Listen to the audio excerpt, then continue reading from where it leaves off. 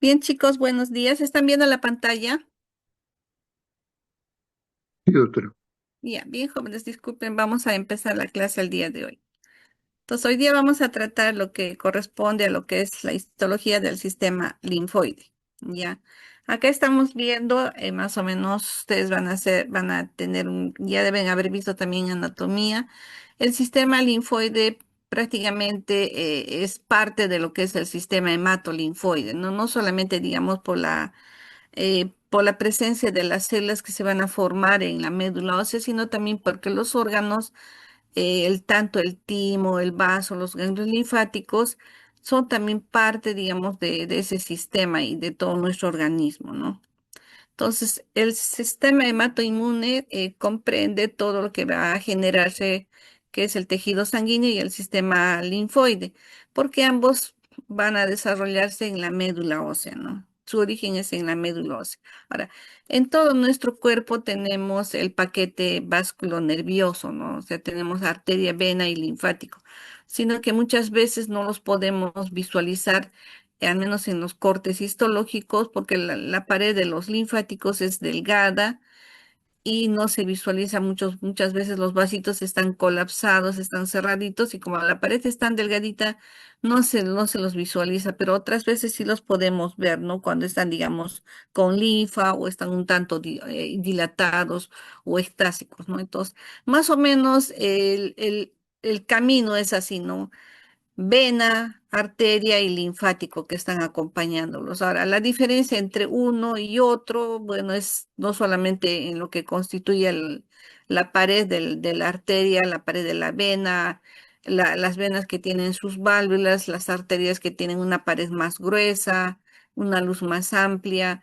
Y en cuanto se refiere, digamos, a los linfáticos, estos tienen la diferencia en los capilares de las venas y arterias porque un extremo es ciego, ¿no? Y sus células se van a ir empalmando una sobre la otra, como que, digamos, una célula que está sobre la otra va, digamos, a abrirse para dejar entrar la linfa, ¿no? Entonces, estos vasos igual van a ir formándose, al igual que las venas y las arterias, y van a formar una serie de, digamos, de conductos y tubos a través de los cuales circula la linfa, ¿no?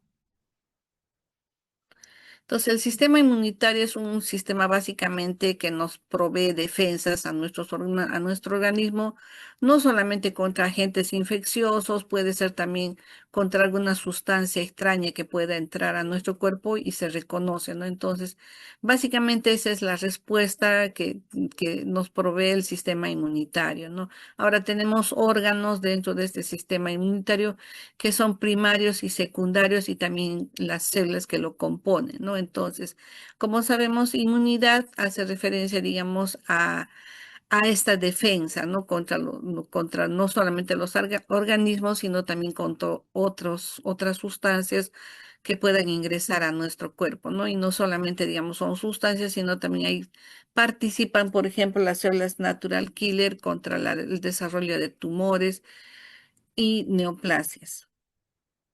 Entonces, las funciones del sistema inmune vamos a ver que básicamente son mantener el balance de los fluidos en los tejidos, absorber la grasa del tracto gastrointestinal, la defensa contra patógenos y eliminar a las células dañadas o muertas, ¿no?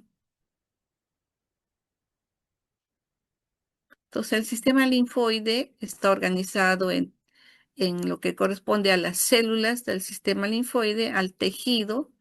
El tejido va a tener una disposición, una forma en la que los vamos a ver los ganglios, lo que vamos a ver en el vaso y en el timo, ¿no? Tiene, digamos, una disposición folicular, eso lo vamos a ver en los ganglios linfáticos, donde vemos los folículos linfoides.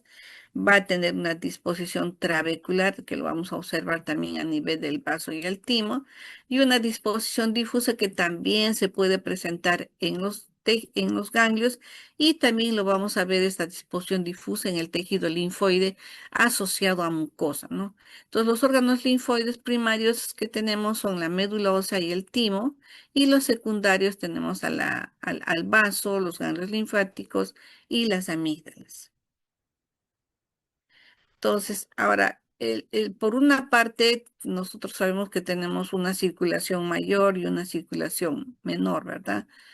Entonces, a través, digamos, de las venas que están recogiendo la sangre de nuestro cuerpo ya cercanas al corazón, vamos a ver que va a desembocar la linfa que se recoge de nuestro organismo, ¿no? Tanto hacia el lado derecho como del lado izquierdo que tenemos en nuestro organismo. Entonces, cada uno de ellos anda por separado, no se mezclan, cada uno tiene, digamos, su estructura y, digamos, tiene la parte interna, las células endoteliales, su capa, digamos, media, la capa muscular, y la parte externa, la serosa o adventicia en cuanto se refiere, digamos, a las arterias y venas, y en los linfáticos también va a tener una disposición parecida, solo que la pared es más delgada, ¿no? Acá, por ejemplo, estamos viendo en este esquemita pequeño, estamos viendo el inicio de lo que es un capilar linfático, no tiene un extremo ciego y sus células, como les decía, se acomodan una prácticamente tras la otra, ¿no? Y cuando, digamos, hay bastante presión a nivel del extracelular, va a abrirse un espacio entre estas células para dejar pasar la linfa, ¿no? Entonces, de esa manera regulan también, digamos, la cantidad de fluidos que tenemos en nuestro organismo. Tanto los órganos linfoides como los folículos o los ganglios linfáticos, los conductos linfáticos, los vasos están distribuidos en todo nuestro organismo, ¿no? No solamente, digamos, lo que vemos digamos, de una manera macroscópica es lo que está presente, sino también lo tenemos desde las partes más pequeñitas, es decir, digamos, desde la parte microscópica, ¿no? O sea, los vasitos tan chiquititos, así como tenemos los capilares y las arteriales y venosos, también vamos a encontrar a la parte, digamos, de los capilares linfáticos, ¿no? Que son pequeñitos y los podemos visualizar a través del microscopio, ¿no? En los tejidos, como digamos, tenemos a nivel de la piel, tenemos a nivel, digamos, de los diferentes órganos, los sistema muscular, esquelético. También vamos a tener a nivel, digamos, de las vellosidades intestinales, como se está, digamos, haciendo este esquemita. Vamos, ahí tenemos a nivel, digamos, de la parte central de una vellosidad, tenemos lo que conocemos como el tallo vascular, ¿no? Entonces, esta parte central vamos a ver que está constituida por una parte arterial, una parte venosa, y hacia la parte central vamos a tener el sistema linfático, ¿no? Con los vasos quilíferos que están en la parte medial. Estos vasos igual, vean, andan juntos, arteria, vena y linfático, y están recogiendo la linfa y también, digamos, el contenido que hay parte, digamos, de lo que está en la luz del tubo gastrointestinal. Ellos recogen no solamente los contenidos lipídicos, sino también, digamos, parte del líquido, ¿no? Entonces vamos a empezar con los vasos linfáticos. Como sabemos, estos vasos linfáticos están distribuidos en todo nuestro organismo, ¿no? Se hallan en todo el cuerpo, excepto, digamos, en lugares como el cartílago, la epidermis, la, la córnea que tenemos en el ojo, el sistema nervioso central y en algunas partes del vaso y la médula ósea, ¿no? Ahora, a ciertos espacios variables de los vasos linfáticos vamos a tener a los ganglios, ¿no? Tenemos, por decir, el vaso linfático que está caminando un trecho, luego va a encontrar una estación que va a ser un ganglio linfático, ¿no? Ahora, en el celular subcutáneo, los vasos linfáticos generalmente acompañan a las venas, ¿no? Y en las vísceras vamos a ver que estos están acompañando a las arterias. Acá en este esquemita estamos viendo, por ejemplo, la desembocadura de lo que son los vasos linfáticos, ¿no? Hacia el lado derecho estamos viéndolo de color amarillo y hacia el lado izquierdo estamos viéndolo de color verde, ¿no? Entonces, acá se va a desembocar el conducto torácico, toda esta parte de acá, digamos, de la parte verde va a desembocar el conducto torácico acá lo vamos a ver, tenemos a nivel, digamos, de la vena subclavia, ¿no? Y la parte que corresponde al, digamos, acá tenemos a la parte derecha de nuestro organismo, va a ser, digamos, a nivel de la vena. Acá lo vemos, es en esta parte de acá, ¿no? Hacia el lado derecho lo vamos a tener a nivel, digamos, de la vena subclavia. Entonces, ¿cómo es, digamos, la distribución de los vasos linfáticos? Se inician, como les decía, un extremo ciego, como lo que vemos acá. Es, Está formado por células que se acomodan una tras otra y cuando, digamos, hay presión en el extracelular, estas células dejan abrir, se abren y permiten el ingreso del flujo hacia la luz del linfático, ¿no? En este caso sería, digamos, en el capilar linfático. Acá estamos viendo las células y en medio de ellos vamos a tener el linfático, ¿no? Entonces, estos vasos linfáticos se inician como capilares, que son conductos cerrados hacia un extremo, como lo que estamos viendo acá, y se localizan, van a estar entre los espacios intercelulares, entre las células, ¿no? Entonces, estos capilares se unen como una especie de cañerías para dar lugar, origen o originar a los vasos linfáticos que son de mayor diámetro y parecidos a las venas en su estructura, ¿no? Pero con las paredes, como les decía, más delgadas, ¿no? Y tienen mayor cantidad de válvulas.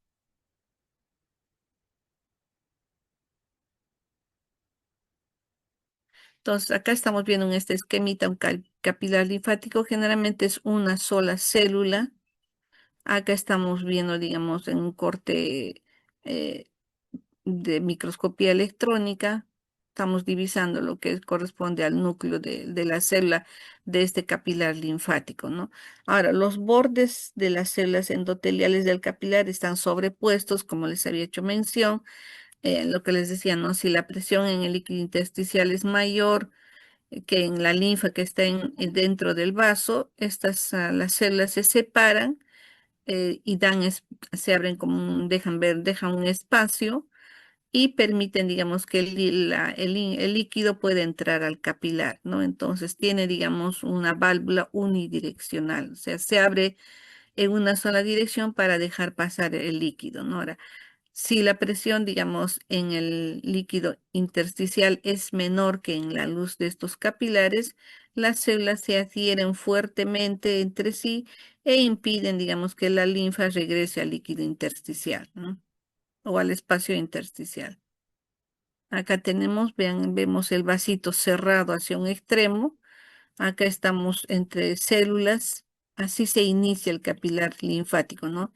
Cerrado en uno de sus extremos. Y como vemos, siempre están caminando junto con las arterias y las venas. Acá vemos el capilar, el extremo cerrado entre las células, ¿no? Y digamos, así es como se empalman, ¿no? Una célula con otra y dejan, digamos, el espacio en una sola dirección, es unidireccional. Entonces, acá lo estamos viendo, vean, por eso es que se les ve de paredes delgadas, porque prácticamente una célula unida a otra y así prácticamente unidas unas tras otras van a formar el capilar linfático, ¿no? Acá no estamos viendo fibras musculares lisas, tampoco estamos viendo, digamos, la parte más externa, tejido adiposo, no, solamente vemos en el capilar cómo es que las células se unen unas con otras. En otro esquemita, más o menos acá tenemos una célula, ven, están posicionadas una con otra, ¿no? De tal manera también están fuertemente adheridas y cuando hay presión de líquido fuera se abren y el líquido entra en una sola dirección. Pero si el líquido acá, digamos, está en mayor proporción, también se cierran y no dejan regresar líquido hacia el espacio intersticial.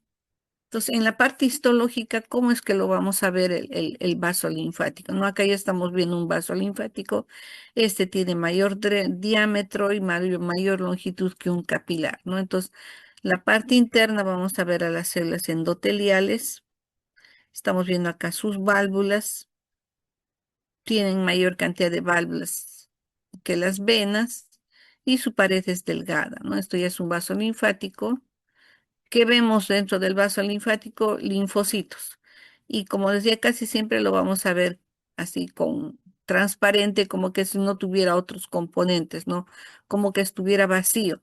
Entonces, de esa manera también nos podemos dar cuenta y podemos distinguir, ¿no? En la vena y en la arteria vamos a encontrar hematíes, neutrófilos, podemos encontrar linfocitos y monocitos, pero en un linfático lo que vamos a encontrar mayormente es linfocitos y la linfa, ¿no? Que se va a pintar de un color rosadito. Entonces, de esa manera distinguimos si es un vaso linfático o es un vaso arterial o venoso, ¿no?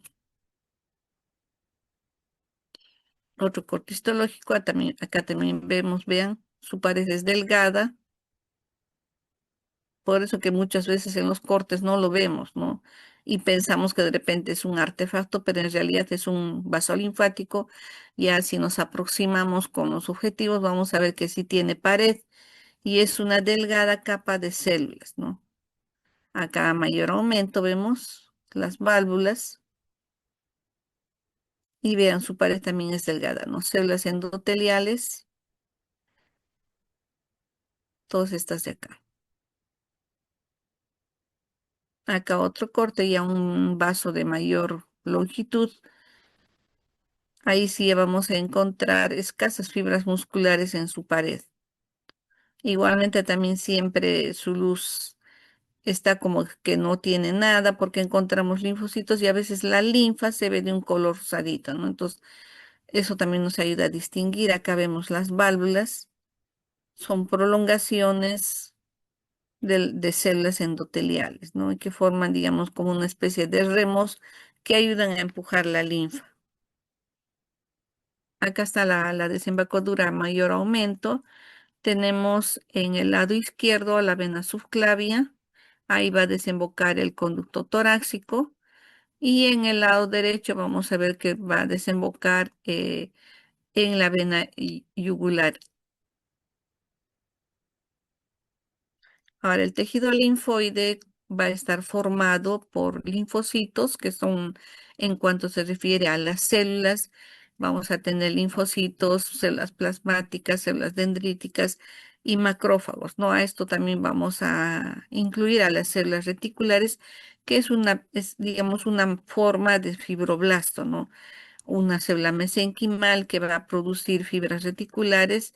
Estas fibras reticulares forman un colágeno tipo 3 y va a formar como una especie de armazón al tejido linfoide, ¿no? Entonces, básicamente el tejido linfoide, como sabemos, está especializado en proporcionar la defensa a nuestro organismo, ¿no?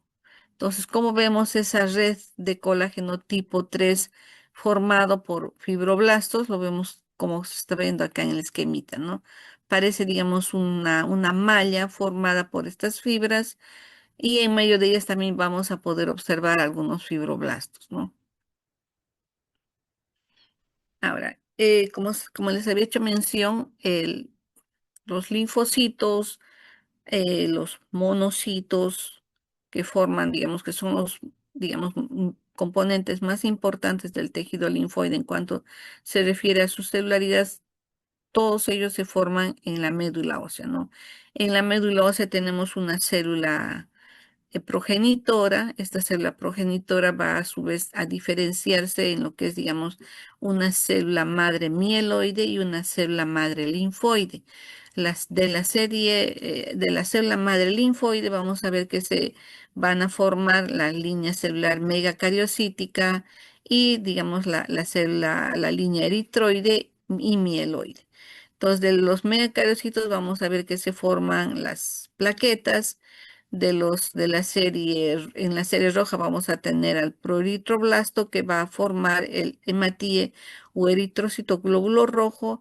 En cuanto se refiere al mieloblasto, vamos a ver que esta célula va a formar lo que son, digamos, las células granulares, ¿no? Tenemos los basófilos, los neutrófilos o polimorfo nuclear neutrófilo y los eosinófilos, ¿no? Son las células que tienen gránulos en su citoplasma, también es por eso se le dice granulocitos, ¿no?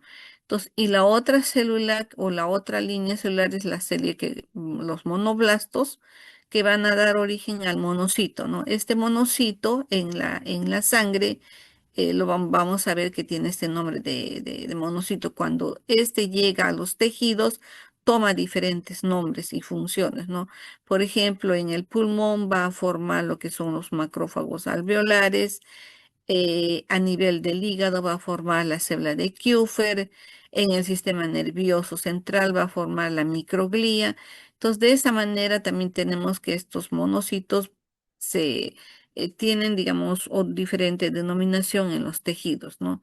A nivel de la piel vamos a tener, por ejemplo, la célula de Langerhans, también vamos a ver a las células dendríticas, ¿no? Que también son parte, digamos, de las células de defensa.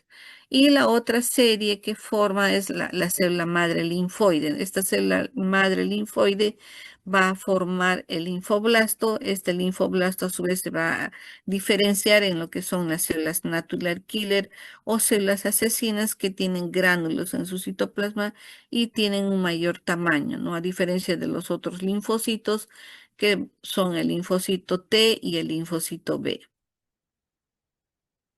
Acá en cuanto se refiere también a las células linfoides, vamos a ver que vamos a tener una diferenciación, ¿no? B, T y natural killer, ¿no? A su vez, los linfocitos T van a formar o van a diferenciarse en los T helper y en los T citotóxicos, ¿no? Y los linfocitos B, vamos a ver que va a formar las células plasmáticas y las células de memoria, los linfocitos de memoria. Y en la serie mieloide, lo que les decía, ¿no? Los granulocitos neutrófilos, eosinófilos y los monocitos.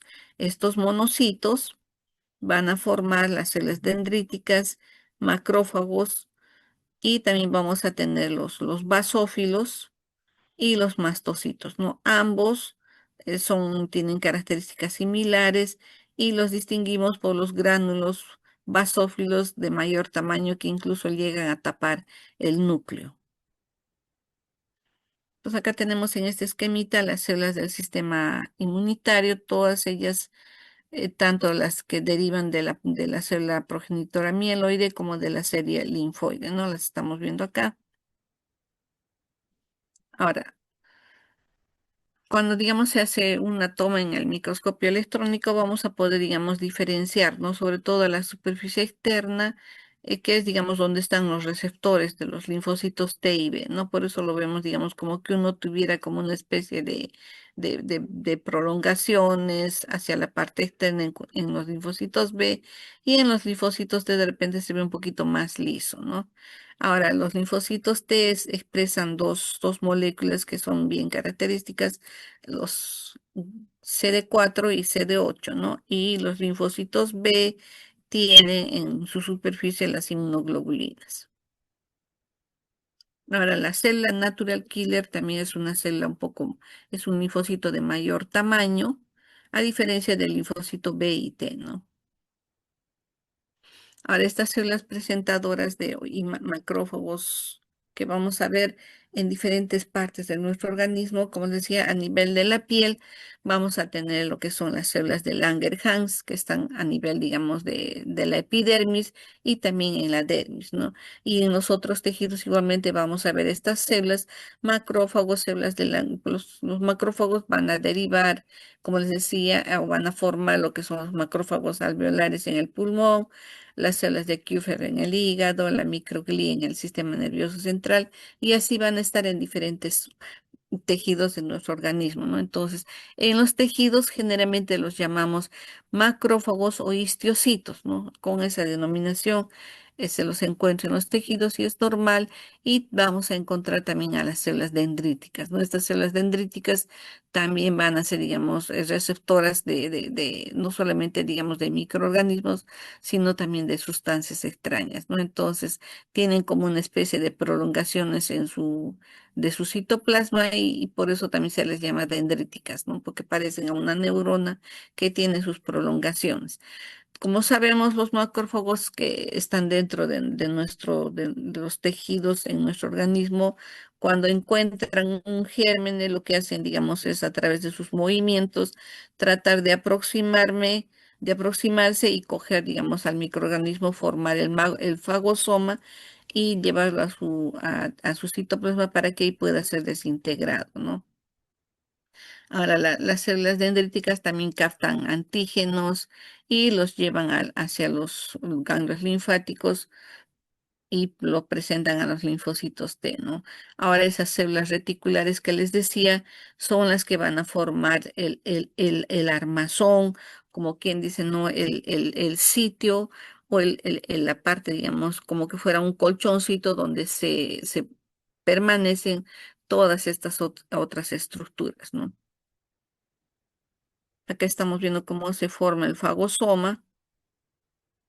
El citoplasma emite, digamos, prolongaciones y se trata, digamos, de individualizar a la bacteria o microbio para formar el fagosoma, ¿no?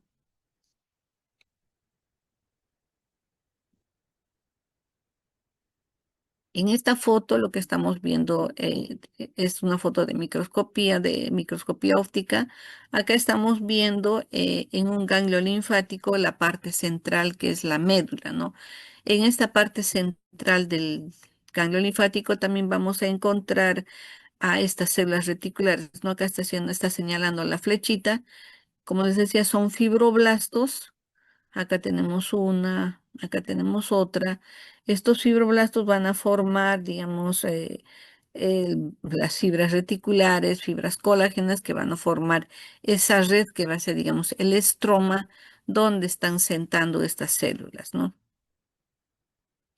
Ahora, también para poderlas visualizar, hacemos uso de, digamos, de técnicas especiales. Acá tenemos, por ejemplo, la inmunohistoquímica, que es un tipo de coloración que se utiliza y va, digamos, a pintar la célula que es, digamos, problema a la que nosotros queremos visualizar, ¿no? En esta imagen estamos viendo, por ejemplo, un corte de epidermis. En la epidermis estamos viendo todas esas células que corresponden a la epidermis y acá tenemos a la dermis, ¿no? Entonces, en la epidermis encontramos células de Langerhans, que son las que se han pintado de color gris. Algunas de ellas se puede observar alguna de sus prolongaciones, otras veces se observa solo núcleo o parte, digamos, de la célula, ¿no? Entonces, van a tener estas células de Langerhans como prolongaciones, ¿no? Como que fueran las dendritas. Acá vemos en una parte en lo que es, digamos, su permanencia en la epidermis y también en la dermis vamos a encontrar algunas de ellas. Entonces, de esta manera vemos si estas células están presentes o no. Hay enfermedades como inmunitarias, autoinmunitarias también como el SIDA, como digamos cuando se da lugar a los trasplantes o enfermedades como la artritis reumatoide, ese tipo de enfermedades en que son inmunes, autoinmunes. Entonces ahí vamos a ver, por ejemplo, se hace un estudio para ver, digamos, la cantidad de estas células, ¿no? Y es evidente, sobre todo en pacientes, por ejemplo, que tienen SIDA, vamos a ver que disminuye la proporción de estas células, ¿no? Entonces, como también se compromete el sistema inmune, es una manera, digamos, de poder determinar en qué estadio está un paciente, ¿no? Si todavía, digamos, si no ha llegado al estadio SIDA, en el que la cantidad de linfocitos CD4 disminuye, ¿no? Entonces, a eso también hace que las otras células también van a estar en menor proporción y utilizamos estas coloraciones para, digamos, corroborar la presencia, digamos, en una proporción normal o su disminución, ¿no? En el SIDA, por ejemplo, hay trabajos de investigación que se ha hecho sobre estas células y se demuestra, ¿no? La disminución de las células de Langerhans, que son las células de defensa, ¿no? Al estar, digamos, disminuidas, a la persona le puede ser, digamos, presa de agresión de bacterias, microorganismos, virus, ¿no? Que tienen en los pacientes que tienen SIDA, ¿no? A diferencia de una persona que tiene su defensa normal y puede, digamos, hacer frente a estos microorganismos, ¿no? Entonces, ahora dentro de lo que se refiere a los órganos linfoides, vamos a ver a lo que corresponde a la médula ósea, al timo, en los primarios y en los secundarios a los ganglios linfáticos, a los nódulos linfáticos, al vaso y a las amígdalas. Empezaremos con lo que son los folículos linfoides o nódulos linfoides, ¿no? Entonces, en algunos textos ustedes van a encontrar como nódulo linfático, en otros van a encontrar como folículo linfoide, ¿no? Entonces, ambos tienen, digamos, tienen una similitud. La diferencia va a estar cuando hay el contacto con el antígeno, ¿no? Entonces ahí va a tomar otra denominación. Generalmente los libros americanos hacen mención a nódulo linfático, ¿no? En cambio, los de otras escuelas le ponen ganglio linfático. En realidad es lo mismo, ¿no? Ahora, ¿cuál es la función de este nódulo linfático? Su función es una de defensa. Lo vamos a encontrar, está en la piel, las mucosas o submucosas del tracto gastrointestinal, respiratorio y urinario, ¿no? Ahora, estos nódulos linfáticos pueden estar, digamos, como lo que lo vamos a observar a nivel del intestino grueso en el colon, vamos a encontrar nódulos linfáticos separados, individuales, ¿no? O también los podemos encontrar agrupados a nivel del ilion, donde van a formar las placas de Peyer, ¿no? Ahora, a nivel, digamos, de las mucosas, de lo que es la mucosa del tracto gastrointestinal, respiratorio, genitourinario, vamos a ver tejido linfoide debajo de la mucosa, ¿no? Entonces, como les decía, puede estar como acúmulos de linfocitos o puede ya estar formando un nódulo linfático o un folículo. Entonces, de esa manera vamos a ir viendo poco a poco cuál es la diferencia de cada uno de ellos, ¿no? Ahora, hay textos también que les gusta, digamos, ya poner otras denominaciones y cuando está, digamos, en el tracto gastrointestinal a nivel del estómago, esófago, intestino delgado, intestino grueso, se le llama GALT. Cuando están a nivel, digamos, de los bronquios, le llaman BALT, pero en realidad es el mismo, es el sistema, es el tejido linfoide asociado a mucosa, ¿no? Entonces, les pongo esto porque seguramente lo van a ver en los libros, ¿no? Y en la piel le ponen SALT, porque skin es piel, entonces son denominaciones en inglés.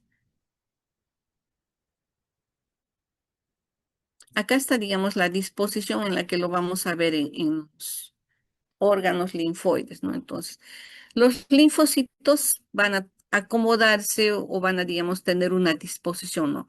Decimos que es una disposición difusa cuando están todos unos tras otros, ¿no? Como que estuvieran pegaditos. Los vamos a ver, digamos, en una disposición cordonal cuando forman como filas, ¿no? Lo vamos a ver como folículos cuando hacen, digamos, agrupaciones ya sea ovoideas, circulares, ¿no? Entonces acá llamamos folículo linfoide. Podemos ver también que pueden haber acúmulos linfoides, son similares a estos folículos, pero es un grupo de linfocitos, ¿no? Entonces, algunas veces, como les decía, por ejemplo, debajo de la piel, en la mucosa gastrointestinal, vemos un acúmulo de linfocitos. Entonces, solo es linfocitos, nada más. Es como un grupo. Entonces, cuando es como un grupo, es un acúmulo. Cuando lo vemos, digamos, en una forma ovoidea, con una parte central un poquito más clara, como esta de acá, y una partecita un poquito más oscura periférica, ya estamos hablando de un folículo linfoide, ¿no? Entonces, algunos libros también le llaman a esto, le dicen también nódulo linfoide. Entonces, folículo o nódulo es igual, tiene la misma disposición de tener una parte central un poquito más clara que le llamamos el centro germinal, una parte más oscura que le llamamos el manto. Entonces, esto del centro germinal y el manto va a formar el folículo linfoide que cuando hay centro germinal, esta parte más clarita decimos que es un folículo secundario, pero cuando solamente son linfocitos tomando, digamos, esta forma redondeada o ovoidea, lo llamamos folículo primario, ¿no? Pero tiene más o menos esta forma redondeada o ovoidea.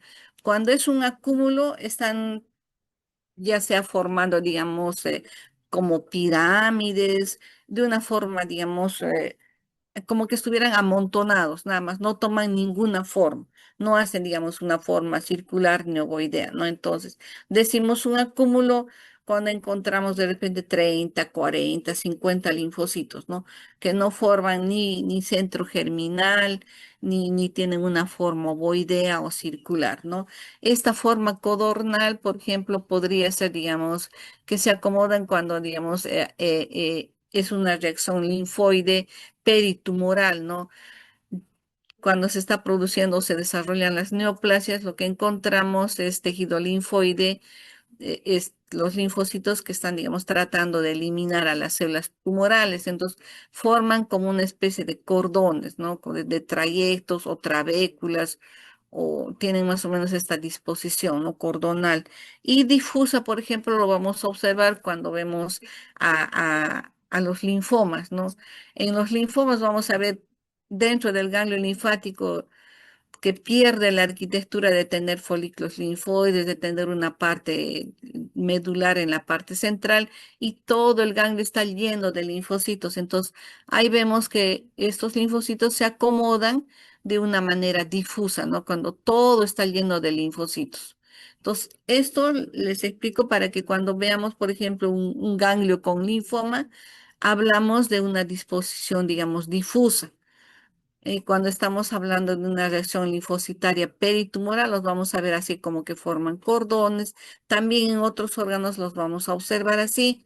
Y cuando vemos esta disposición ovoidea o circular, hablamos de lo que es folículos o nódulos linfáticos. ¿Ya?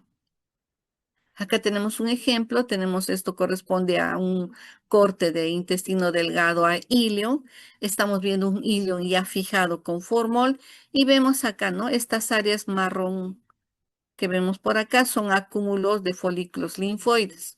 Entonces, las placas de Peyer macroscópicamente, cuando abrimos el intestino, a nivel de la mucosa, ya en la parte terminal del ilio, buscamos estas áreas, ¿no?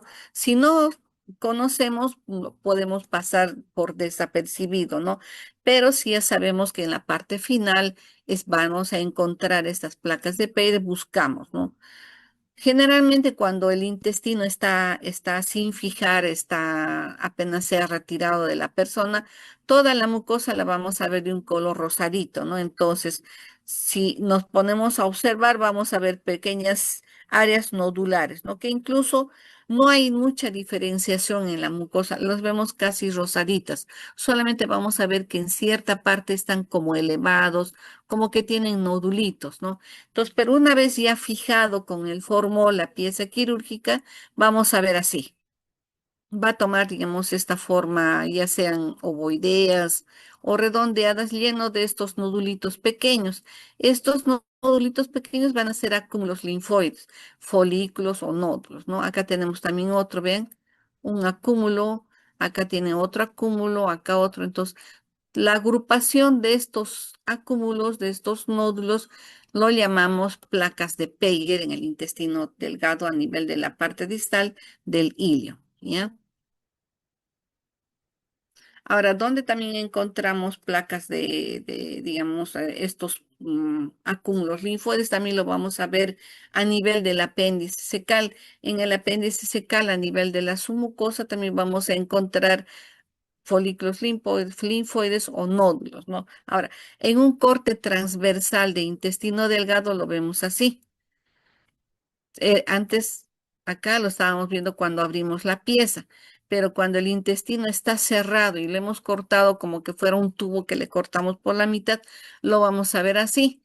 Hacia la parte central estamos viendo la luz del hilio y vean, ¿no? En la submucosa encontramos, acá tenemos un folículo linfoide, acá hay otro, otro, otro. Todos estos agrupados llamamos placas de Peyer. Y vean, estos ya serían folículos secundarios porque tiene una parte central más clara, que es el centro germinal. Entonces, este folículo es secundario porque tiene centro germinal, acá otro, otro, otro y otro. Entonces, cuando tienen esta parte central clara, ya es un folículo linfoide secundario. Si fuera solamente así oscurito y no hubiera una parte clara, diríamos un folículo linfoide o nódulo linfoide primario. Secundario es cuando tiene la parte central más clarita y esa parte central más clarita se le llama centro germinal, ¿ya? Acá en el corte que hemos visto a mayor aumento, folículo linfoide, todos son folículos secundarios. Tienen esta parte central clara que es el centro germinal. ¿Por qué se ve así? Porque ya estos folículos han tenido contacto con el antígeno. Entonces acá ya están, digamos, preparándose las células para poder, digamos, hacer frente a ese germen o a esa sustancia que haya podido ingresar a nuestro organismo, ¿no? Acá tenemos los pliegues intestinales de la mucosa y acá en la submucosa estos folículos linfoides que agrupados van a tener la denominación de placas de Peyer, ¿no? Acá otro cortecito, vemos. Acá lo estamos viendo, por ejemplo, individual en la mucosa colónica, ¿no? Mucosa colónica digo porque las glándulas tienen abundantes células caliciformes que le caracterizan al intestino grueso, ¿no? Tienen más células caliciformes que en el intestino delgado. Por eso nos lo diferenciamos. Y otra cosa que vemos acá es estos folículos linfoides. Acá tenemos un folículo linfoide secundario, solo uno nada más, ¿no? Entonces acá tenemos una disposición difusa, como les decía, una disposición de folículo linfoide. En los diferentes órganos van a tener diferente disposición, ¿no? Acá vemos en las placas de Peyer varios folículos agrupados. En el ganglio linfático van a ubicarse estos folículos en la parte periférica, que se llama la corteza, ¿no? En el timo lo vamos a tener también de una manera difusa. En el vaso va a estar formando ese patrón trabecular que habíamos visto, ¿no? Acá lo vemos formando lo que sería la pulpa blanca, ¿no? Entonces, los órganos linfoides primarios se caracterizan por proporcionar un microambiente para la linfopoiesis, de modo que los linfocitos adquieren sus facultades de, digamos, tener en su superficie externa, en su membrana citoplasmática, receptores para cada tipo de antígeno, ¿no? Y esto también le...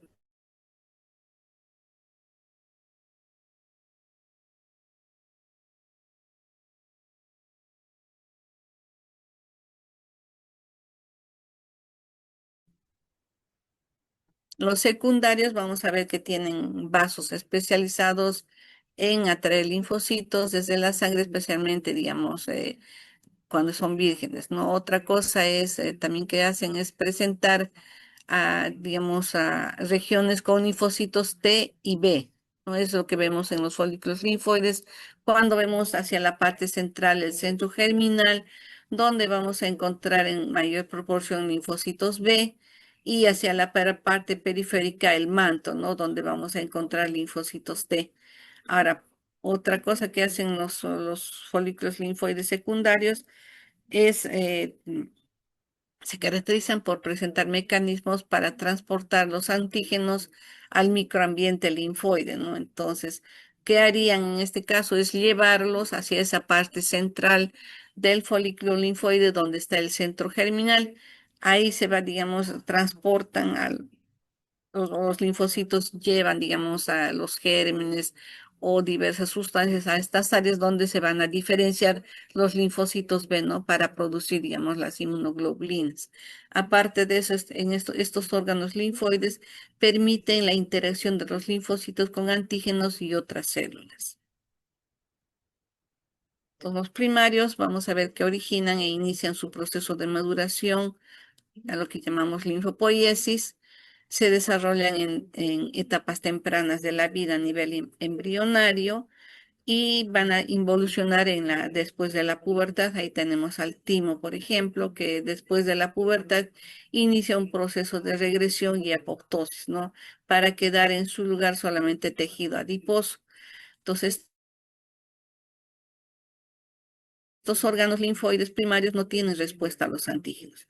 Los secundarios sí se van a diferenciar y, digamos, van a responder a los antígenos, ¿no? Entonces, esos secundarios lo vamos a tener como folículos linfoides secundarios.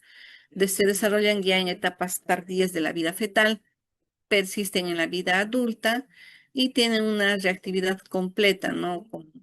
al tener el contacto con los antígenos. Entonces, el órgano que vamos a ver, el órgano primario que vamos a ver a continuación es la médula ósea. Como sabemos, la médula ósea vamos a encontrarla a nivel, digamos, de los huesos largos.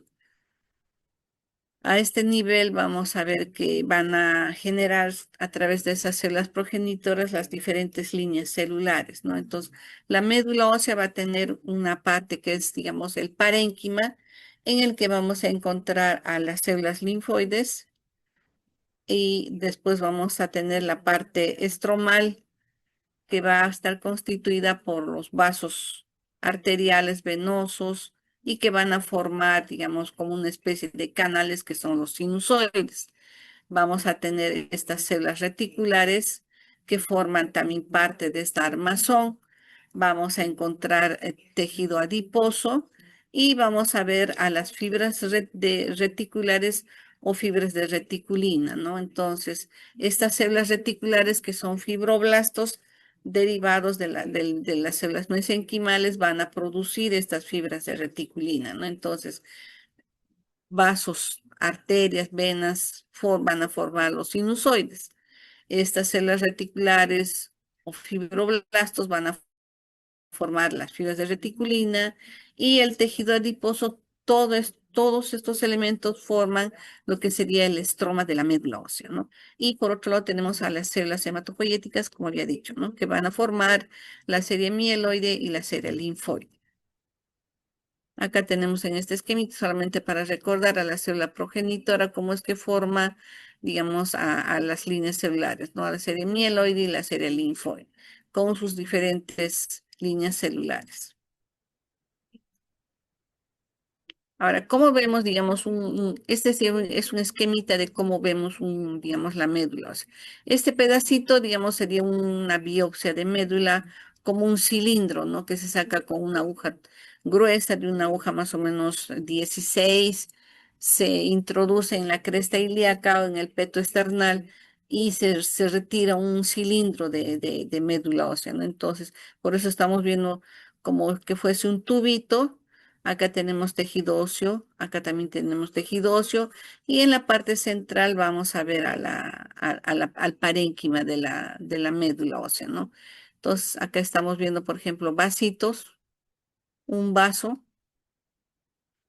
Acá estamos viendo ya, digamos, a parte, digamos, de los componentes del parénquima que serían las células.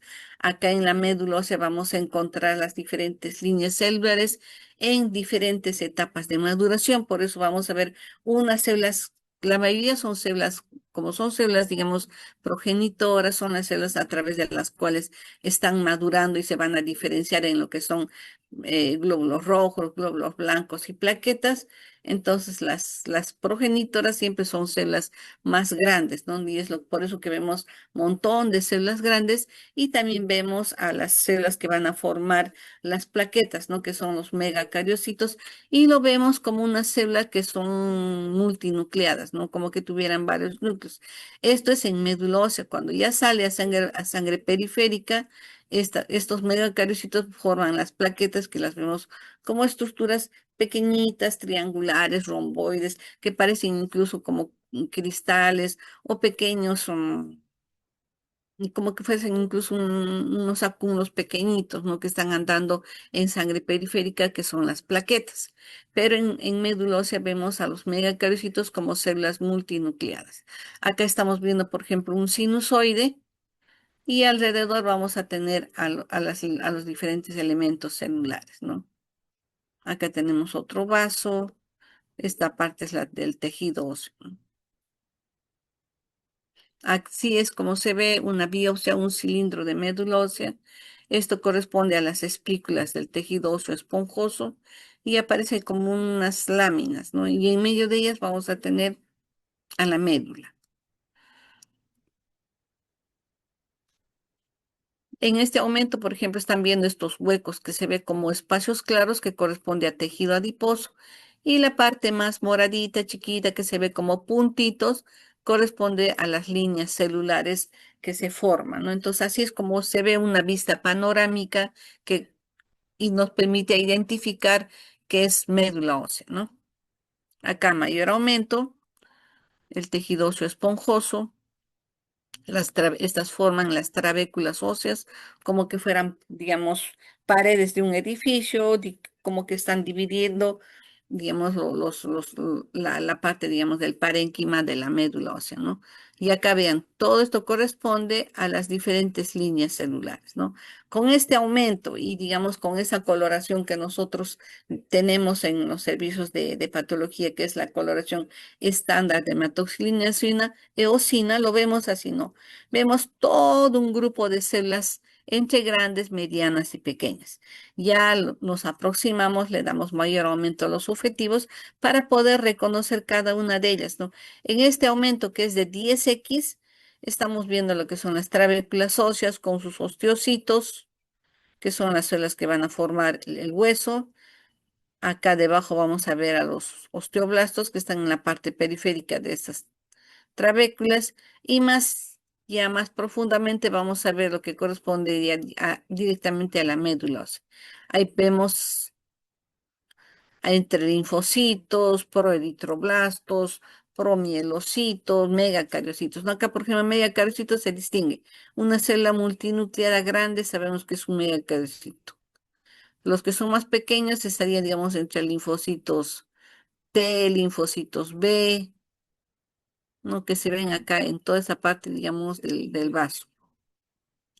Entonces, en este corte, como les decía, solo vemos a grandes, digamos, que mayor, que nos permite ver un poco mejor lo que son las trabéculas óseas, los vasitos, y también vamos a ver a todas las células que están acá, ¿no? Distinguimos megacariocitos, algunos granulocitos o mielocitos, también vamos a ver, ¿no? A los neutrófilos, eosinófilos, basófilos, pero en este aumento, honestamente, no podríamos decir cuál es cuál, ¿no?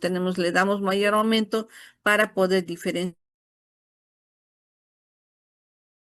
Cada una de ellas tiene, digamos, una forma diferente, ¿no? Acá, por ejemplo, vemos un megacariocito que tiene varios núcleos, aparece como una célula multinuclear, es la célula más grande.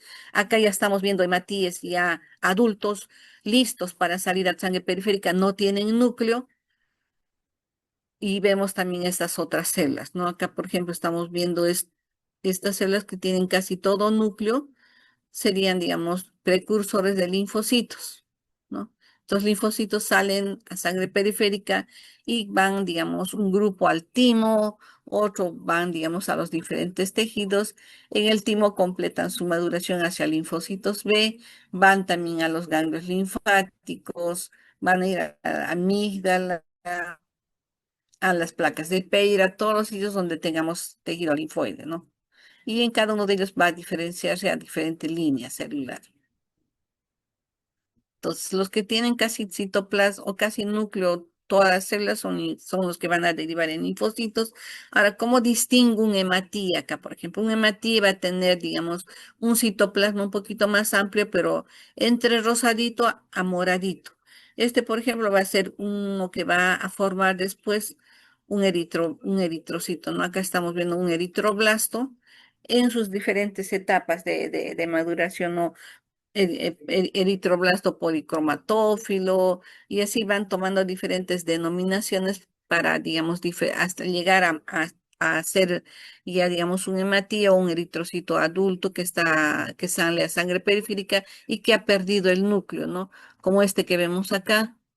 Ahora, en la médula ósea también tiene que recibir nutrición, tiene que recibir oxigenación. Entonces, a través de esos capilares, esos vasitos que tiene la médula, vamos a ver que llegan también hematíes, ¿no? Ya maduros. Aparte, estos salen a sangre periférica a través también de los vasos, cumple su función ya como células ya formadas, ¿no? Igual van a salir también linfocitos ya maduros, van a salir las plaquetas, van a salir los monocitos, ¿no? Entonces todos ellos salen a sangre periférica y para distribuirse a los diferentes tejidos. Acá completan su maduración hasta ser, digamos, células ya listas, preparadas para salir. Acá tenemos, por ejemplo, un eosinófilo, un granulocito eosinófilo, tiene gránulos en su citoplasma de color rojizo, entonces por eso se le llama eosinófilo. No tiene un núcleo bilobulado que parecen dos lentes o gafas. Luego vamos a ver también acá tenemos un granulocito neutrófilo. Tiene el núcleo segmentado. Estamos viendo que tiene tres divisiones, como si el núcleo lo hubiéramos hecho pedacitos y lo hubiéramos acomodado, ¿no? Acá tenemos, digamos, un neutrófilo con dos divisiones del núcleo, dos segmentos, segmentaciones y el citoplasma, ¿no? Entonces esto ya está más pequeñito también este granulocito para salir a sangre periférica, ¿no? Tendríamos un neutrófilo, un eosinófilo, ¿no? Acá estamos viendo también una célula plasmática, otro eosinófilo, y así, si empezamos a mirar con detenimiento, vamos a ver las otras líneas celulares, ¿no? Entonces, otro órgano que vamos a ver es el timo. Como sabemos, este órgano está a nivel del tórax, involuciona después de la pubertad, quedando solamente tejido adiposo, ¿no? Está en la parte superior, digamos, del pericardio. Y su función es, digamos, permitir la maduración de los linfocitos T, ¿no? Para que sean, digamos, inmunocompetentes. Este timo también va a estar organizado en lóbulos, por eso lo ven así como que tuviera divisiones, porque tiene, digamos, una parte externa, una cápsula, un tejido como que fuera un plastiquito que le envuelve a todo el timo. Esa sería, digamos, su cápsula del timo. Y ya retirando esa cápsula, vamos a ver que el mismo parénquima tiene una forma de como que fueran nodulitos separados y todos juntos formaran este órgano, ¿no? Al cortarlo, vamos a ver que básicamente hay folículos linfoides y su estroma, ¿no? Entonces, en el timo vamos a encontrar una corteza, una parte periférica, esto de acá, y una parte central al que llamamos, vamos a llamar médula, ¿no? Toda esta parte, la médula, esta parte periférica, la corteza. Esa es la disposición que generalmente tienen casi todos tanto los folículos linfoides como las amígdalas y los otros componentes del círculo de Waldeyer, ¿no? Que tenemos a nivel, digamos, del cuello, y ahí encontramos a los adenoides, ¿no? Entonces, acá vemos cómo es que, digamos, tiene una parte más basófila, más concentrada en este nódulo o este lobulillo, y vemos que toda esta parte más oscurita va a formar lo que llamamos la corteza. Y hacia la parte central vamos a tener una parte un poquito más clara que se llama los corpúsculos de Hassall. En estos corpúsculos de Hassall vamos a encontrar células epiteliales que forman una especie de ovillos, ¿no? Como que fuera, digamos, un enrollado de esas arterias. Pero esto lo vamos a ver a nivel del timo, ¿no? Entonces le vamos a llamar los corpúsculos de Hassall. ¿Qué más vamos a encontrar? Vamos a encontrar también que en la parte central del timo hay la médula, ¿no? Entonces, en esta médula tiene más vasos sanguíneos, tiene, digamos, trabéculas, y se diferencia de la parte periférica más oscura. En esta parte periférica encontramos una mayor proporción de linfocitos, ¿no? Y estos corpúsculos de Hassall van a ser, digamos, unos ovillos de células epiteliales que están dentro de estas áreas claras que forman lo que sería la médula del timo, ¿no? Entonces, en el timo encontramos la corteza, que es la parte más periférica, la parte medial central, la médula, y en la parte medial vamos a encontrar estos corpúsculos de Hassall. Acá la cápsula que le envuelve al timo, sus prolongaciones o divisiones. Acá vamos a encontrar un acúmulo de linfocitos de diferente, digamos, presentación. Vamos a tener células dendríticas, vamos a tener linfocitos B, linfocitos T vamos a encontrar, ¿no? Pero la mayor proporción que hay en el timo son los linfocitos T, porque es el sitio donde se van a diferenciar a la línea T, ¿no? Y acá hacia la parte central vamos a tener la médula, vamos a tener vasos sanguíneos, fibras reticulares, y los corpúsculos de Hassall también los vamos a encontrar en estas áreas, ¿no? Así es como se ve en un corte histológico. Tiene formas más o menos piramidales o triangulares. solamente se ve, digamos, sus separaciones entre, digamos, cada uno de estas áreas, ¿no? De la corteza y la parte de la médula. Igual acá lo más oscurito la corteza y lo más claro la médula, ¿no? Y todo el timo tiene esta disposición. Entonces, si nos acercamos, vamos a ver, acá está el corpúsculo de Hassall, que vienen a ser células epiteliales enrolladas y que tienen, digamos, un aspecto de, parece que fueran, digamos, las hojas de la cebolla, en el que una hoja está tras la otra, tratan, digamos, de imitar estas hojitas o, digamos, esa forma que tienen estos corpúsculos de Hassall, ¿no? Como unos ovillitos de células epiteliales. Entonces, esto lo vamos a encontrar en la médula y más hacia el otro lado, que sería la corteza, full linfocitos. Acá en otro corte, mayor aumento, la parte más oscura, la corteza. Ahora, la cápsula hace también se emite hacia la corteza, no solamente vamos a encontrar estos tabiques acá en la corteza, sino un poco a veces que ingresan hasta la médula, ¿no? Para dividir estos folículos, ¿no? Mejor dicho, estos lobulillos, diríamos acá en el timo, ¿no? Acá tenemos un lobulillo, acá tenemos otro, acá otro, ¿no? Y dentro de cada uno de ellos vamos a tener una gran cantidad de linfocitos T. Entonces, esta cápsula que es tejido conectivo, conjuntivo, va a emitir unas prolongaciones que van a ser las trabéculas o, digamos, o tabiques, ¿no? Que están dividiendo lobulillos. Y a estos lobulillos que han entrado en contacto con el antígeno se van a convertir, digamos, ya van a madurar, ¿no? Los linfocitos y van a estar listos para salir a la parte periférica, ¿no? Acá no estamos viendo en el timo, digamos, el centro germinal porque no hay, lo que hay en el timo son linfocitos T y el centro germinal tiene linfocitos B. Entonces, acá en el timo tenemos como es un órgano donde van a madurar hacia la línea de los linfocitos T, vamos a tener solamente áreas más oscuras nada más. En el adulto ya el timo prácticamente involuciona por un proceso de apoptosis y todo el timo se reemplaza por tejido graso, ¿no? Entonces, ahora hay algunas patologías en las que vemos persistencia, digamos, del tejido tímico. Entonces, cuando hay persistencia, pueden desarrollarse algunas lesiones o algunas patologías, como por ejemplo, tenemos ahí es, digamos, una lesión que se da en jóvenes y en niños en la que persisten los folículos o persiste, digamos, parte del timo y puede producir patologías, ¿no? Entonces, cuando ya, digamos, hay algunas lesiones, hay que retirar el timo, ¿no? Pero ya en el adulto prácticamente es tejido adiposo y a veces ni se distingue, ¿no?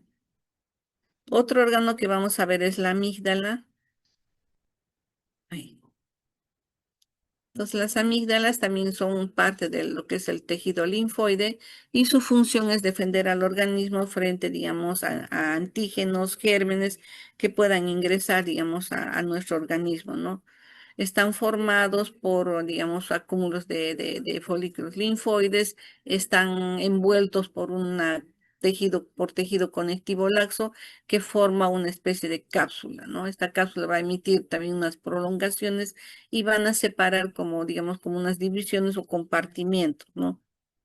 Ahora, las amígdalas pueden tener diferentes ubicaciones, ¿no? Ahí vamos a ver a las amígdalas que generalmente observamos cuando se abre la cavidad oral. Ahí tenemos las amígdalas palatinas, ¿no? Luego vamos a ver también ya más profundamente a las amígdalas faringias y a las amígdalas linguales, ¿no? Y también a algunos otros acúmulos de folículos linfoides que van a formar lo que es el círculo de Waldeyer, ¿no? Entonces, estas amígdalas palatinas, como les decía, están, digamos, a nivel de la cavidad oral, las podemos observar y periféricamente también van a estar cubiertas o tapizadas por el mismo epitelio que tapiza la cavidad oral.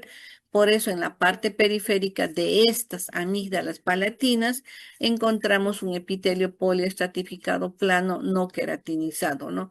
Las amígdalas linguales están debajo de en las, mejor dicho, están hacia la parte de la raíz de la lengua más posteriormente.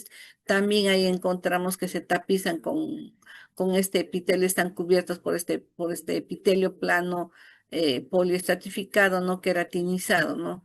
Ahora, las otras amígdalas, las faringes o nasofaringes o adenoides también están más posterior de la cavidad oral y, digamos, son en la parte superior de la orofaringe, de la nasofaringe y también tienen epitelio que lo recubre, ¿no? Este epitelio ya es un epitelio respiratorio, por eso va a ser un epitelio cilíndrico, ciliado o pseudoestratificado con células caliciformes, ¿no? O sea, en lo que es, digamos, la nasofaringe, ahí sí vamos a tener envuelto o tapizado por un epitelio respiratorio. El resto, digamos, ahora este epitelio de las amígdalas palatinas y linguales, como les decía, se ingresan a esas divisiones, ¿no? Que son como unos surcos. Entonces, macroscópicamente, si ustedes van a ver, digamos, alguna vez una amígdala, van a ver que es es como una mora, ¿no? Y tiene, digamos, como que estuvieran unas divisiones, como que ingresaran unos tabiques, hicieran separaciones por pedacitos, ¿no? Y esas separaciones van a ser, digamos, un compartimiento de tejido linfoide rodeado por este epitelio y también tiene tejido conectivo, ¿no? Que le forma, digamos, como una envoltura, que es parte, digamos, del estroma. Ahora, otra cosa que también tenemos que ver es que en a nivel, digamos, de estas amígdalas, podemos encontrar folículos primarios y secundarios, ¿no? Es decir, algunos que ya han tenido contacto con el antígeno van a formar los folículos secundarios. Y los primarios van a ser, digamos, como un acúmulo de linfocitos, ¿no? Vamos a ver también que al ya formarse el folículo secundario hacia la parte central, que es donde está el centro germinal, ahí vamos a encontrar linfocitos B generalmente, ¿no? Acá, digamos, en este cuadrito, el epitelio que están, digamos, cubriendo estas amígdalas, ¿no? Tanto a la palatina, a la faringea y a las linguales. Los componentes que tienen en su interior, en todas ellas, ¿no? Acá un corte histológico de lo que es la amígdala, vean, tiene lo rosadito es tejido conectivo, ya, que digamos sería como una envoltura, como un plastiquito que le rodea, que le protege. Y más externamente vamos a tener lo que es el epitelio, que esto que estoy señalando sería el epitelio de la cavidad oral, que es poliestratificado, plano, no queratinizado, ¿no? Que le da la vuelta, acá se hunde, hay un hoyito. Acá hace, digamos, como una división, como una grieta, como una separación, eso lo vemos macroscópicamente, no se ve como que fuera una morla con divisiones, ¿no? Acá, digamos, tendríamos un pedacito, acá otro, ¿no? Entonces, luego el epitelio, digamos, después de que ha formado o ha ingresado a esta división, vuelve a subir y va a continuarse con el mismo epitelio poliestratificado plano, no queratinizado, dándole la vuelta a toda esta amígdala. Hacia la parte periférica vamos a encontrar lo que son los folículos linfoides. Vemos acá con un centro germinal bien prominente. Entonces, acá en la amígdala, ya digamos, como está en la cavidad oral y la cavidad oral está en contacto, digamos, con el medio externo, a través de la cavidad oral pueden ingresar gérmenes o diversas sustancias. Entonces vamos a tener casi siempre nódulos linfoides bien activos, ¿no? Listos para, digamos, proporcionarnos los elementos necesarios para poder defender nuestro organismo. Y la parte central sería esta partecita de acá donde tiene la médula, que son vasos sanguíneos, fibras reticulares, en esta parte de acá, ¿no? Acá mayor aumento. todo lo que es la parte de la corteza, lo que corresponde a piel. Esta es la membrana basal.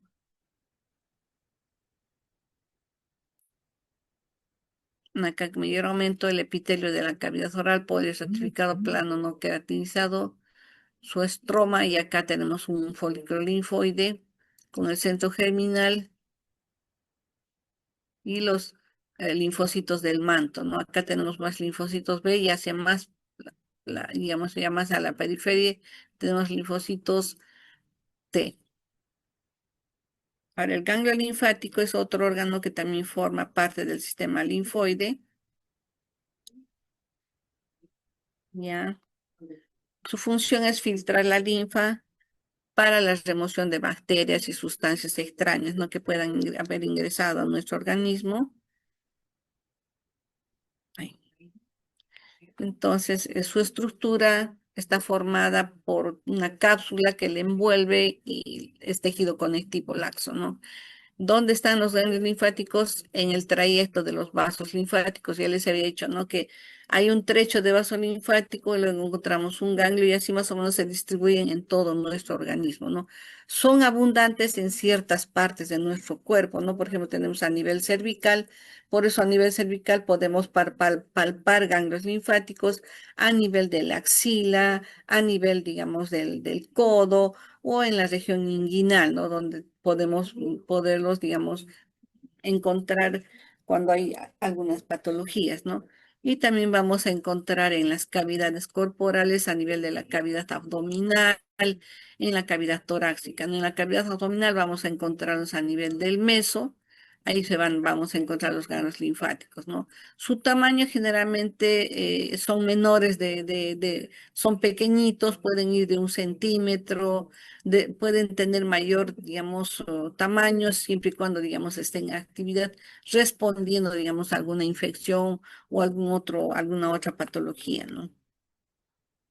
Acá están en los lugares donde más los encontramos a nivel del cuello, la axila, la región inguinal, ¿no? También, como les dije, a nivel del codo también encontramos. Acá tenemos un ganglio linfático, ese es un esquemita bien clásico, tenemos la parte, digamos, más externa, su cápsula, los vasos aferentes que ingresan al ganglio. Y acá vamos a tener, digamos, lo que correspondería a la cápsula, ¿no? Que es la parte, digamos, acá la negrita, la parte que está debajo de la cápsula, que llamamos la parte o el área subcapsular, y acá prácticamente ya sería, digamos, toda esta parte periférica de la corteza, ¿no?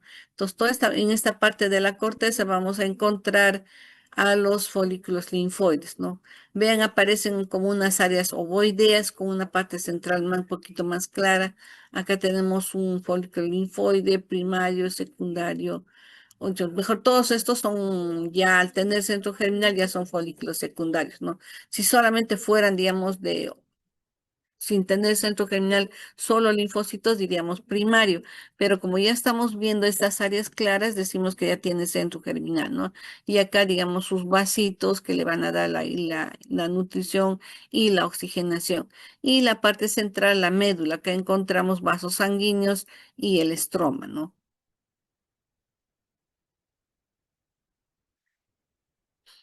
Entonces tiene una corteza donde está el seno subcapsular. Vamos a tener la corteza interna y la corteza externa, ¿no? La paracorteza va a ser esta partecita de acá.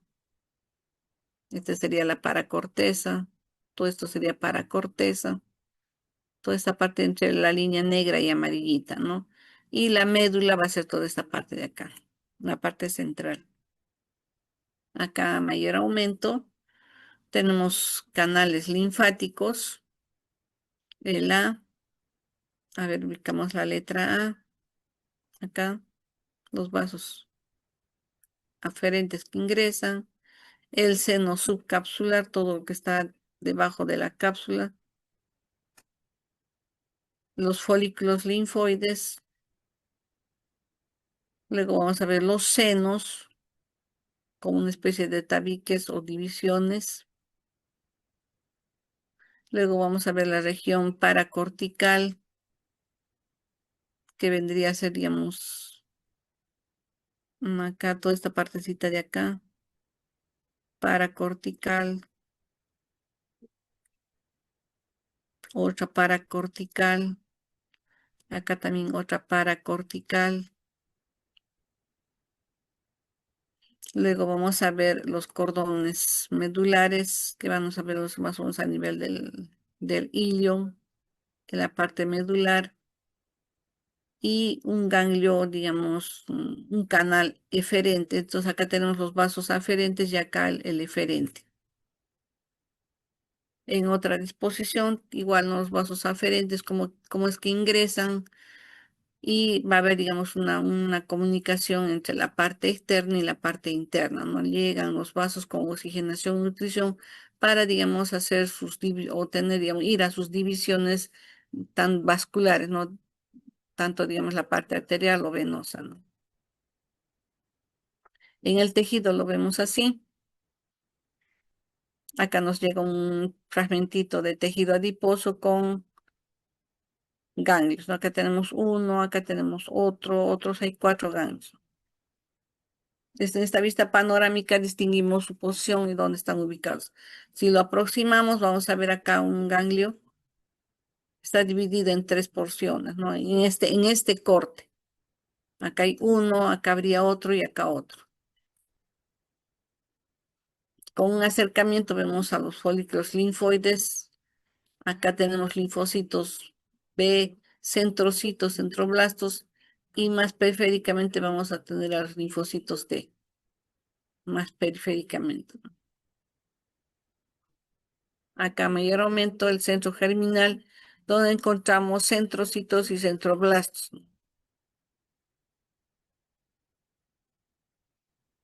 Y esta sería la parte, digamos, ya más periférica, ¿no? Del manto. Acá hay otras imágenes. Vean, por ejemplo, acá solo es un acúmulo de linfocitos, no hay centro germinal, no hay nada, ¿no? Acá otra mayor aumento, sí, la parte central. Acá lo que se observa, digamos, es solo un folículo linfoide, ¿no? Puede haber que sea uno, pueden ser varios también. Entonces, en la corteza encontramos folículos primarios y folículos secundarios también, ¿no? Los folículos primarios van a ser acúmulos de linfocitos, básicamente son linfocitos B. En los secundarios ya tenemos el centro germinal, en la que vamos a tener ya folículos más grandes que se van a diferenciar, digamos, en lo que van a ser las células plasmáticas, y también encontramos macrófagos, y lo del manto viene a ser la zona periférica o que está ya cercana a la cápsula, ¿no? Acá mayor aumento, toda esta es la parte del centro germinal. Aquí encontramos centrocitos y centroblastos, ¿no?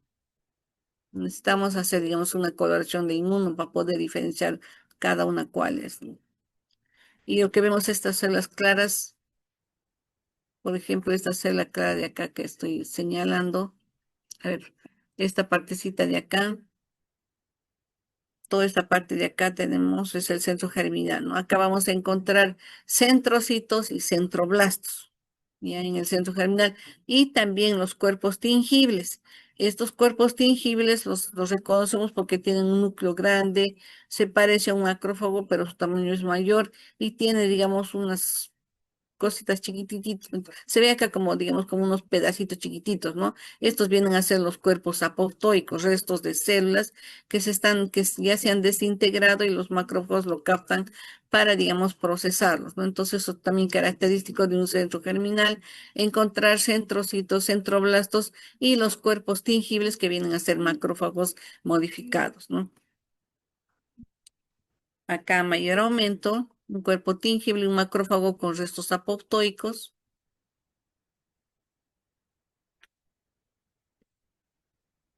Acá otro folículo linfoide,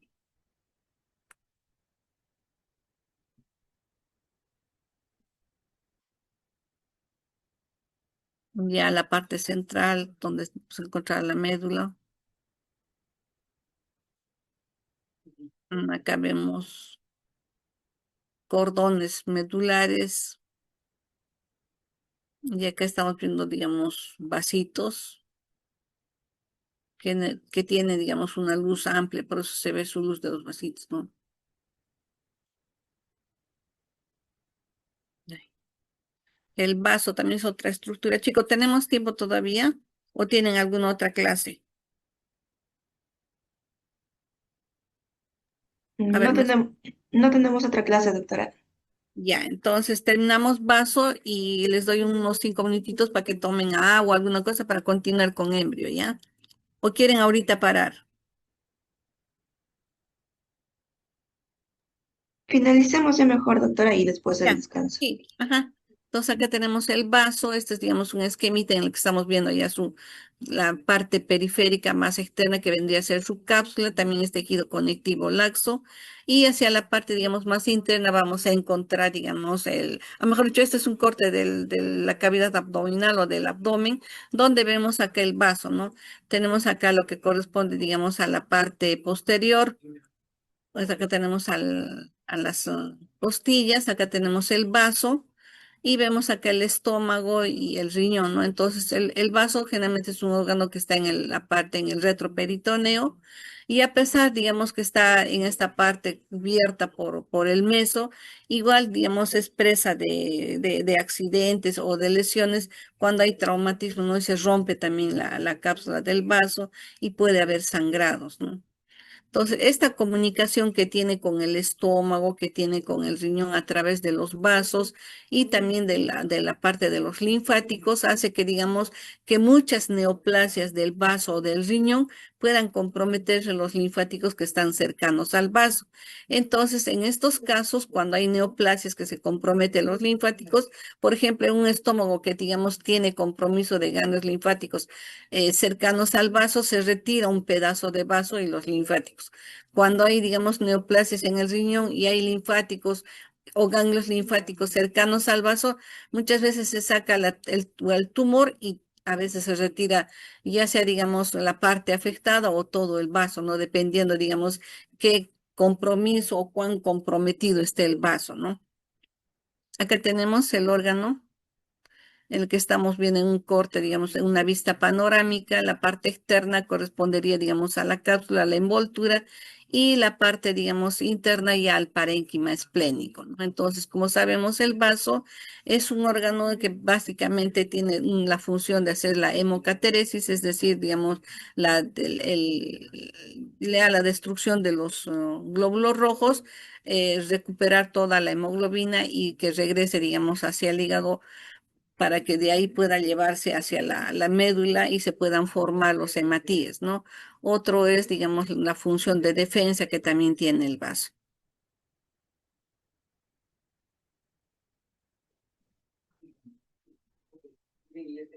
Acá tenemos en este esquemita la división, tenemos la cápsula, como les decía, tenemos el parénquima que va a estar formado por la pulpa roja y la pulpa blanca, ¿no? La pulpa roja, vamos a ver ahí que están los sinusoides, que vienen a ser como unos canales vasculares.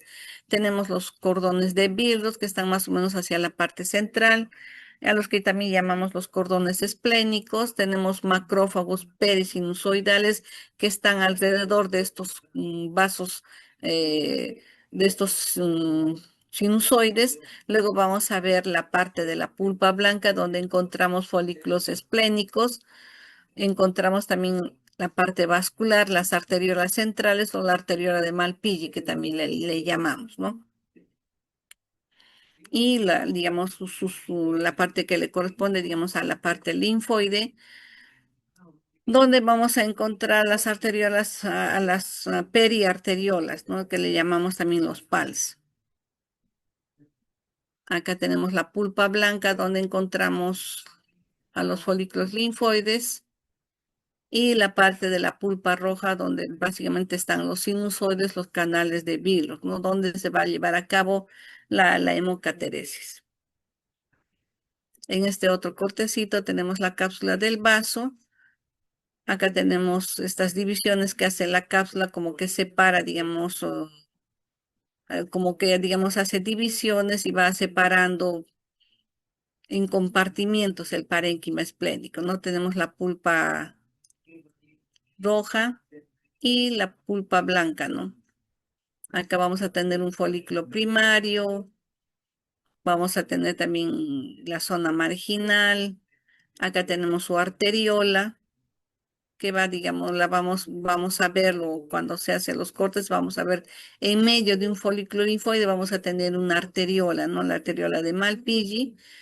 Entonces, estas divisiones forman, digamos, como unos tabiques o trabéculas, ¿no? Que van a dividir estos compartimientos. Entonces, acá encontramos la pulpa roja, vemos acá los sinusoides, que son canales vasculares de paredes delgadas, y tenemos también a los cordones de Billroth, ¿no?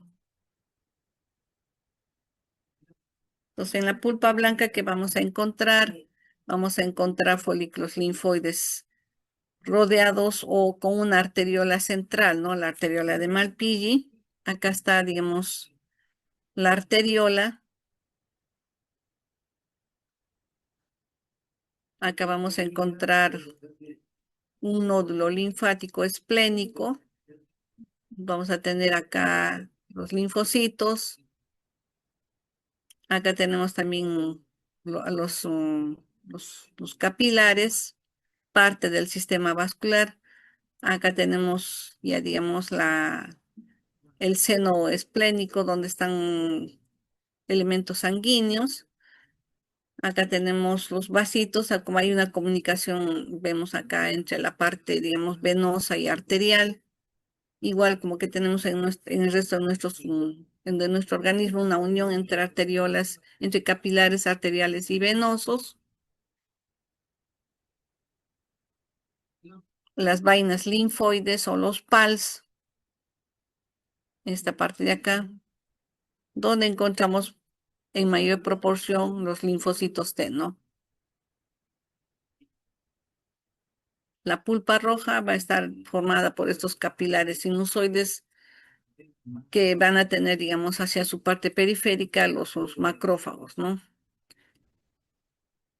Vamos a tener también los, los cordones de Billroth, los sinusoides, ¿no? Estos macrófagos lo que hacen, digamos, es retirar a todos los hematíes que ya están, digamos, que ya tienen tiempo, ya están, tienen, digamos, algunas deformidades o, digamos, ya han cumplido su tiempo. Como sabemos, los eritrocitos tienen más o menos 3 meses de vida, ¿no?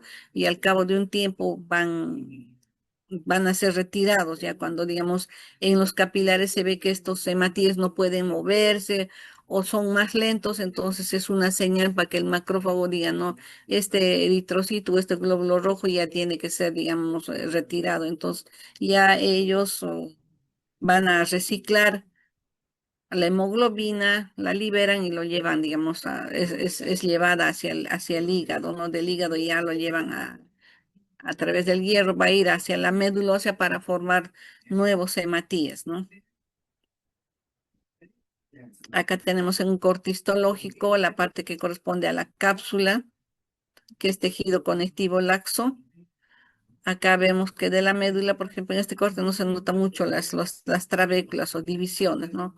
Entonces acá tenemos pulpa roja y pulpa blanca, ¿no? Acá tenemos esta parte que está acá formando, digamos, el folículo linfoide, tenemos su parte central, sería su centro germinal. Más o menos por esta parte central vamos a encontrar la arteriola de Malpighi, ¿no? Que es su arteriola central. Esta parte más oscurita viene a ser el PALS, donde vamos a tener una mayor proporción de linfocitos T. Acá tenemos algunos cordones sinusoides. Entonces, la cápsula es tejido conectivo, como les decía, va a formar las trabéculas y algo que importante que me estaba olvidando, ¿no?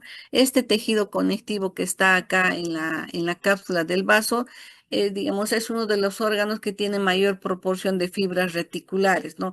Estas fibras reticulares va a hacer que le dé, digamos, mayor resistencia a la cápsula del vaso.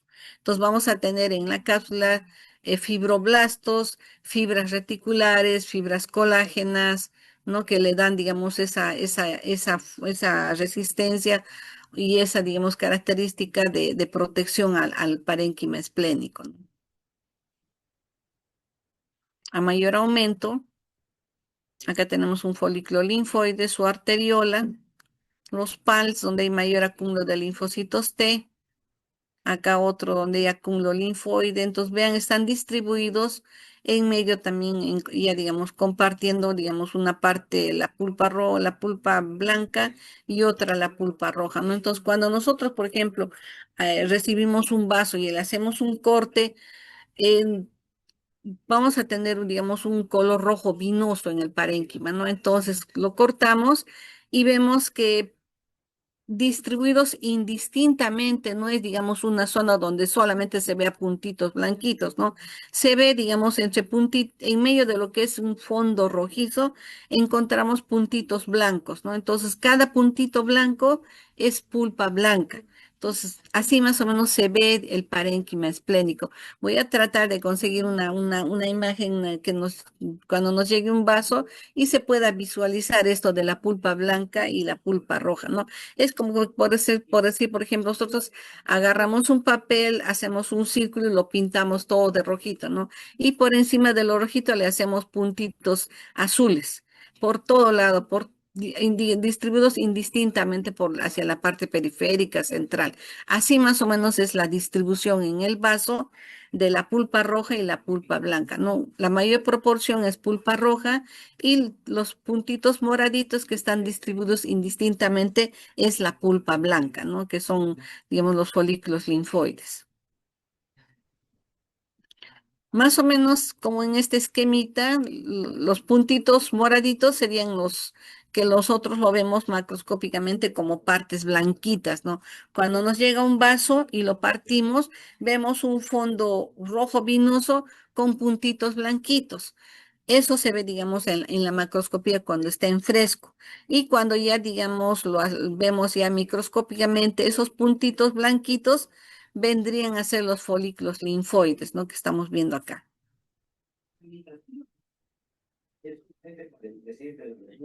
La pulpa blanca tiene folículos linfoides esplénicos, que son linfocitos B, que están, digamos, alrededor de la arteriola central, ¿no?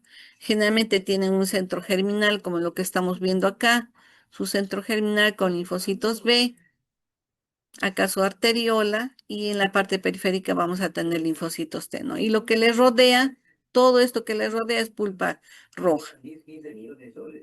Acá está su arteriola. Es pequeñita, pero se distingue. Todo esto es un folículo esplénico, linfoide esplénico. Entonces, en la pulpa blanca tenemos los folículos esplénicos, tenemos las arteriolas centrales, una vaina periarteriolar donde están los linfocitos T, los PALs. Tenemos acá en los folículos tenemos acúmulo de linfocitos dispuestos en forma de redondeada, algunos también le llevan una forma sacular. Las arteriolas centrales son unas arteriolas que tienen, digamos, que son ramas de la arteria trabecular. Y en esta vaina periarteriolar tenemos a los linfocitos T maduro, ¿no? Que rodean a estas arteriolas centrales. Acá está. Todos estos son los PALs. Por eso se los ve también más concentrados, más oscuritos. Y los linfocitos B van a estar en la parte del centro germinal, que sería la parte más clara, ¿no? Ahí está la arteriola central, acá mayor aumento, la pulpa roja, la pulpa blanca. Acá tenemos a lo que corresponde, digamos, a los sinusoides, que son espacios vasculares que tienen hacia su parte interna las células endoteliales, ¿no? Que revisten estos sinusoides. Tenemos los cordones esplénicos, que viene a ser tejido conectivo laxo que contiene macrófagos, células plasmáticas y también linfocitos, ¿no? Y se les conoce también como los cordones de Bilro. Van a tener también su vaina periarteriolar, donde hay macrófagos que están rodeando esta pulpa roja, ¿no? Entonces, todos estos macrófagos que se encuentran en todos estos sinusoides, mezclados con linfocitos, células plasmáticas, son los que van a captar a esos hematíes que ya no se pueden mover o que ya están viejitos, ¿no? Para ser, digamos, reciclados. Acá tenemos una trabécula.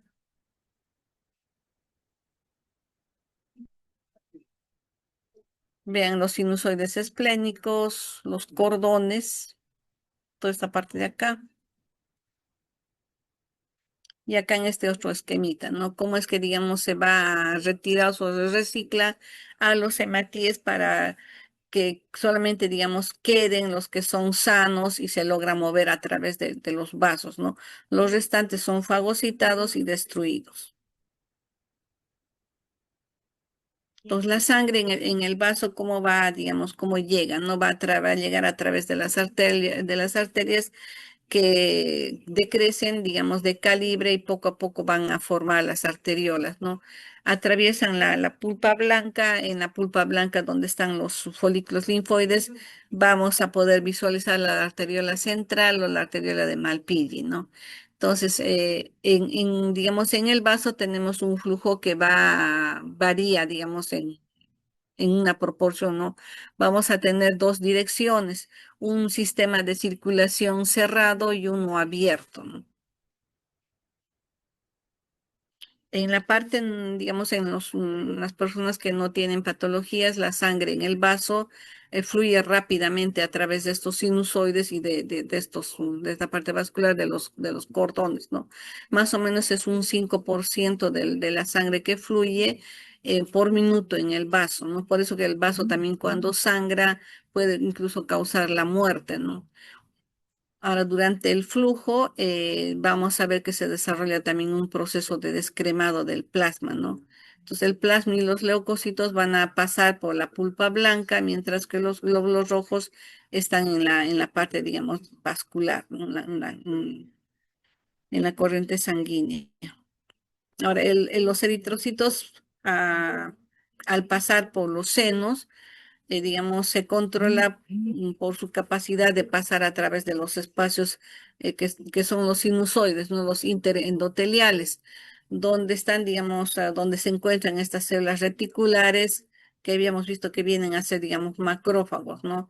Estos glóbulos rojos normalmente deben ser flexibles, ¿no? Porque no tienen, digamos, al no tener el núcleo y tener esos microtúbulos en su citoplasma, permite que el hematíe, por ejemplo, pueda adaptarse a la forma del hematíe, ¿no? Entonces pasa a través del hematíe, pero cuando, digamos, ya tienen mayor tiempo, pierden esta flexibilidad y ya no se pueden, digamos, adecuar a la luz del vaso y entonces ahí es donde son destruidos y retirados, ¿no?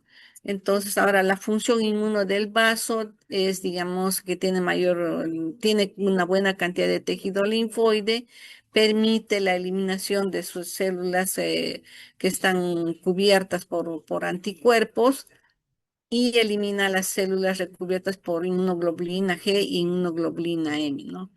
Ahora, las funciones inmunes específicas van a relacionarse con la, digamos, capacidad de procesar antígenos, se va a filtrar en el vaso bacterias y cuerpos extraños y, digamos, es un órgano que tiene una función eficaz para destruir a las células opsonizadas, ¿no? Esas que tienen a los gérmenes. El vaso también representa un sitio principal para la depuración de estos microorganismos encapsulados, ¿no? Otra función que tiene el vaso es una función de reservorio. El vaso normal generalmente es pequeño y su volumen de sangre es de 60 mililitros que tiene en su parénquima, ¿no? En condiciones normales, también este vaso cumple una función en el que almacena también plaquetas y se liberan también para su función en el resto de nuestro organismo, ¿no? Acá vemos el vaso, cómo hace el mantenimiento de los hematíes que, por ejemplo, tienen algunas partículas, como por ejemplo acá tenemos algunas formas abigarradas como eliptocitos, o tienen deformidades en su membrana citoplasmática, o tienen estos cuerpos de Jolly que está en el citoplasma, son retirados, ¿no? Por eso que se los reconoce cuando tienen algunos microorganismos o tienen deformidades, ¿no? Acá vemos, digamos, la función que tienen para destruir a a estas células a los hematíes que tienen, digamos, estas anormalidades, vemos, ¿no? Que son retirados porque tienen los cuerpos de Holly-Jolly, los cuerpos de Haynes, cuerpos de Pappenheimer, algunos son acantocíticos, tienen deformidades en su citoplasma, o también, digamos, en el sistema de los microtúbulos que le permite la movilidad al hematía, ¿no? Entonces, este proceso de destrucción de estas inclusiones que tienen los hematíes se conoce como pitting, ¿no? Permite retirarlos porque ya no son, digamos, no cumplen sus funciones como el resto de los hematíes, ¿no? Bien, chicos, hasta acá esta primera parte de lo que es, digamos, la histología del sistema linfoide. Entonces acá tenemos unos descansitos de unos minutitos para que puedan tomar algo y continuamos con la parte de embriología, ¿ya?